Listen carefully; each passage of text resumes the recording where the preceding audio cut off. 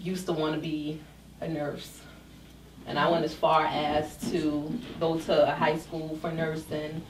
And then I decided I wanted to do accounting. And ever since then, I've stayed along that path. And everything that I've done has always had something to do with it. Like, I'm passionate about education and economic development, and I volunteer my services in that area. I work in that area for profit, but I also give a whole lot of my time for nonprofit causes that deal with that issue. So that's my passion, because I think that for me, education is huge, and I've gotten as far as I've gotten because of my education in that particular discipline.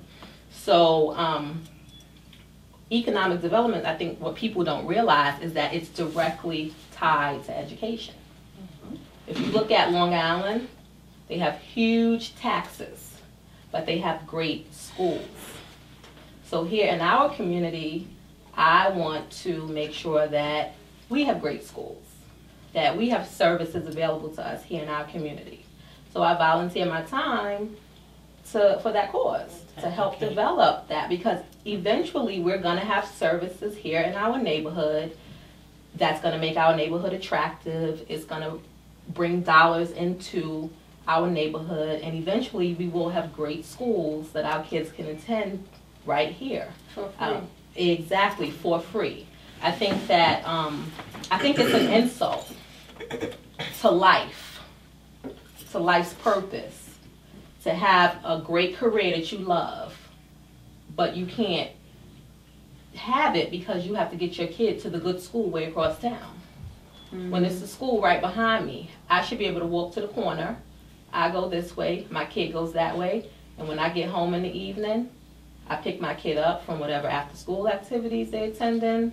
And there's life balance. And exactly. Right, but that starts with economics. It's not a rat race to finish. Oh, I gotta drop them off, or I gotta pick them up. Exactly. It starts with economics.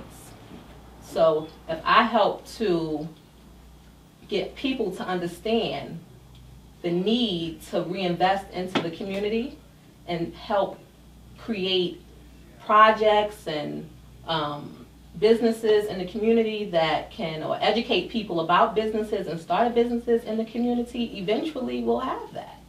And we'll be finally financial. Great plug.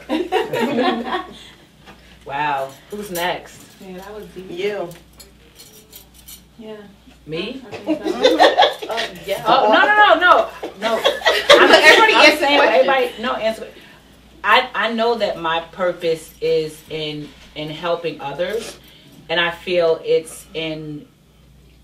I know that I'm born with understanding or being able to do certain things that God has given me that may not be so easy to others. So in understanding that, my purpose is to be able to bring that to others. And I enjoy being able to enlighten others and then learn from others and see different point of views. So through interaction and being able to give back and being able to teach as well as receive and hopefully give more without looking to receive. Because the more I give without thinking about what I get back so much more. So I know that I am happiest when I'm giving. And that's what I try to do every day. I think people have to learn how to give and not expect to receive. Right? Yeah. And that's challenging for some. And I had to learn that myself. Yeah, I dealt with How to- that just yeah. recently too. Not for myself, but just having a little boy at church help me with something. And I was like, oh, come help me. And I was giving him money. And his mother was like, no, you don't have to give him money. So he helped me do whatever. So I gave him the money and I gave him candy. And his mother was like, didn't I tell you not to give him money? I don't want you giving him money because I don't want him to think that when he helps people, he's supposed to get something in return for it. And I was like, I felt so bad. And I was like, wow, why didn't you tell me that? Right. Like, when you said don't give him money, I was just thinking you're like, no, he could just do it. I said, because I said my thing was that I don't want him to think that because he's a kid that people should take advantage of him and ask him to do things and shouldn't pay him to do it. He was just carrying some stuff for me to the car. But I just felt like, you know, that was such a good reason not to. And had she told me, I would just gave him candy and sent him on his way. But, I mean, that's it. People have to learn how to give and not receive anything back from it. I mean, my ultimate thing is that I do what I do because I love giving to people. And I know God has blessed me in so many ways. And, I mean, I could probably do a whole segment by myself on my blessings. So I look at it that, you know, whatever I do for people, I'm doing it. And I'm not looking for anything back because if God doesn't bless me again, he has blessed me so much already. So that's good enough for me.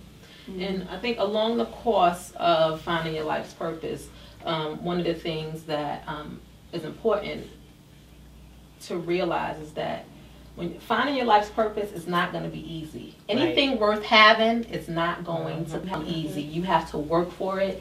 You're going to make mistakes along the way. People are going to hurt you along the way. They're going to just try to discourage you. But everything you encounter needs to be a lesson. You learn from it, even from your mistakes. When you know you're wrong, how can I do it better so that I can, you know, achieve the success that I desire in this particular area or overall in my business? You know, it's not going to be perfect. And when you learn these lessons, then you can teach the person that comes behind you, you know, don't do this or don't do that, you know, so that you can get a little bit higher. That's how you get higher. You make mistakes, you teach people your lessons, and they make their own mistakes, but they won't make the mistakes you made because you taught them better. Yeah. I mean, I think this topic was excellent, and I mean, this topic is just bringing so many things to me, and just things that happened over the years. And I remember there was a time where I just got in the bed and I just broke down crying, like hysterically. And I said to my husband, I was like, I don't understand me. Why do I love so much? Why do I love so deeply? Why do I care about so many people? Why does it bother me to see people going through things? Like, so many people could be like, oh, that happened to her. Oh, well, you know, that's her, or, you know. And I remember crying and asking God, like, why are you doing this to me? I don't want to care about people. I want to be able to hear that somebody's going through something and it just be like, okay, it just rolls off of me like rain rolling off of an umbrella. But, you know, for me that doesn't happen, and I'll never forget what he said to me. He held me and he was just like, you know, that's one of the reasons why I love you, because you love other people and you care for other people. And that's a hard pill to swallow sometimes. People think, oh, well, you know, you care about people, that's a good thing. No, not all the time, because sometimes you carry the burden of so many other things. And I mean, I had to learn within my purpose how to find life balance. Like, Kiwana, you know, you have to limit yourself. Just because you're not there every step of the way doesn't mean that you don't care. Right. You know, but I can't hurt myself in loving someone else. So, you know, I have to learn how to love them the right way where I'm not hurting myself and I'm able to continue to love. Because at the rate I was going at that point where I'm breaking down, crying and going through all of this, I was about to have a nervous breakdown. I wouldn't be able to love myself nor no one else. So I had to find balance in my purpose. And, you know, the last 2 years I've been working more and more towards finding balance and how to live my life with its purpose. And so far it's working out, and I'm finding a balance, and I'm happy with the balance that I'm finding. And I just hope that everyone out there can not only find, but when you find, accept your purpose and learn how to implement it in your day-to-day life. And it's also, it becomes therapeutic finding it, you know, because with you saying that, I have a question for you, because you said that you didn't know your purpose. But in even thinking about what stands out to you, because some viewers might feel the same way, but if they went through the exercise and they saw what stood out the most, when you see what stands out the most, what do you think resonates with you? Because I think when you identify maybe one or two things, it starts you on the path to finding what it is. I still don't know. I don't know. Like, if I go through everything I have, what was question number one? I have a life, my daughter, and I have people I love. And then I think number two is something about, what was number two? Number two is, I think you have the card on the back. No. On the other one. Number 2 is what are the kind of issues in society that make you angry? I put deadbeat dads. The laws need to change, so I'm angry with that. Glad that ain't come to me. And then number 3 was what? I don't know. What would you love to accomplish before you die? I put to see my daughter finish school, give back, and find something that I enjoy doing and make money from it. And then who inspires you most? I put lost. First I put lost, and then I put my mother. She keeps it going. She never gives up on her children. So it seems So like it seems an like ongoing. right. It's like a tug of war between I don't know. You know what I mean? Like, it's just I'm lost when it comes to my purpose. My mind is so. I feel like I dab into so many different things, but they all do kind of tie in together. Mm-hmm. You know what I mean? But it's not like I've found what one thing that. It don't even have to be one thing, because I could be doing the same thing in each one of them. Mm-hmm. You know what I mean? That I feel like is a characteristic of it, but. I don't know, and I refuse to dwell on what it is, because I feel like when God's ready to present it to me, some kind of way, it'll come, it'll come to me. That's how I feel. I still have that one question, and I don't know, like once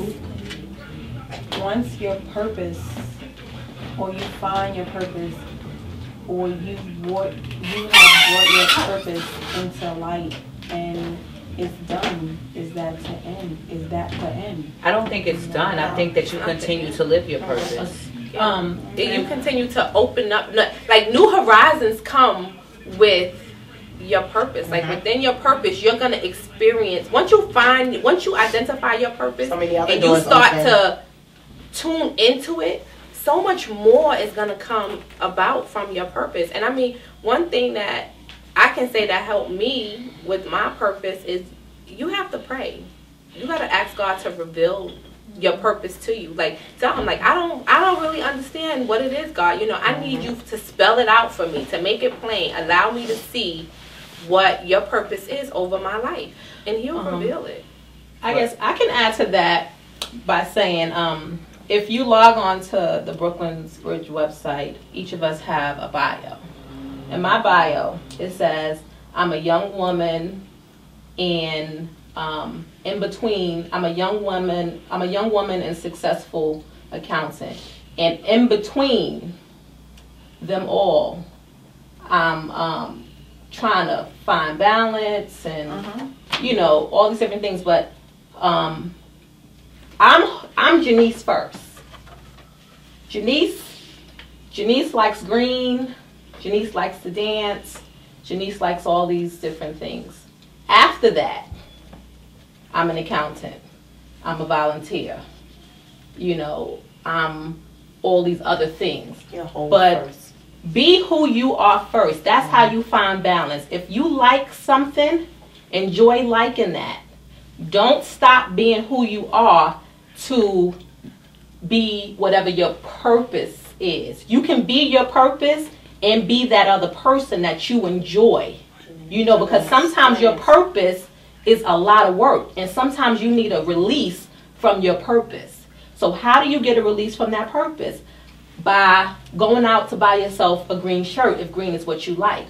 By going out to dance if you like to dance. So if you focus on being you, you'll be able to serve your purpose and leave your purpose where it's at when you need to. And then you can come back and pick up your purpose again in the morning after you have enjoyed being you, got some rest. Your purpose will be there waiting for you again.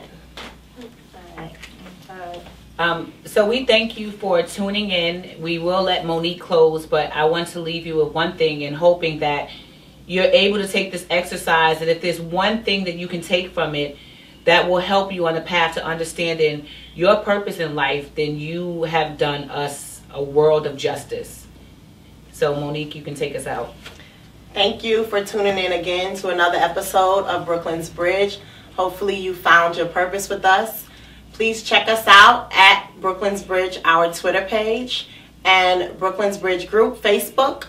Also, if anyone have any personal questions, info@BklynsBridge.com. www.brooklynsbridge.com. Thank you again. Peace, love, and good night. Good night. Good night.